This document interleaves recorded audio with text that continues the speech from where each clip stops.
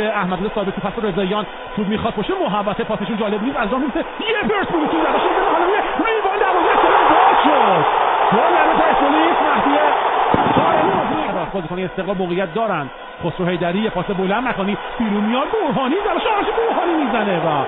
چه خطرناکه یکی دوم بود واسه استقلال موقعیت داره تو شلوغی هند و پنالتی باید گرفته میشد مجیدی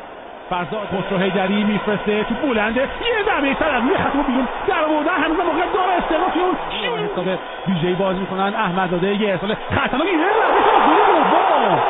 گل دوم برای پرسپولیس محسن مسلمان میفرسته بلند برای پرسپولیس موقعیت هست و دوباره پنالتی گرفته میشه پرسپولیس واسه ترکی طارمی میزنه و میگیره رحمتی واسه گل نشده با هم میبینیم صحنه آهسته رو که به این شکل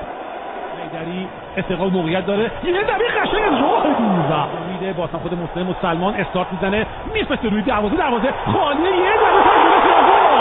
گل سوم برای پرسپولیس زده میشه و وانین رضاییان دروازه رو باز کرده اونجا رفته و ضربه سرش رو میزنه و یه خودسته داخل محوطه جریمه اشتباهی سوشا مکانی و گل یه گل جواب میده جابر انصاری میگن حنیف داشت خالیه ضربه عالیشان میبینه که اون بیرون رحمتی حالا رو برگشتی چه توپی رو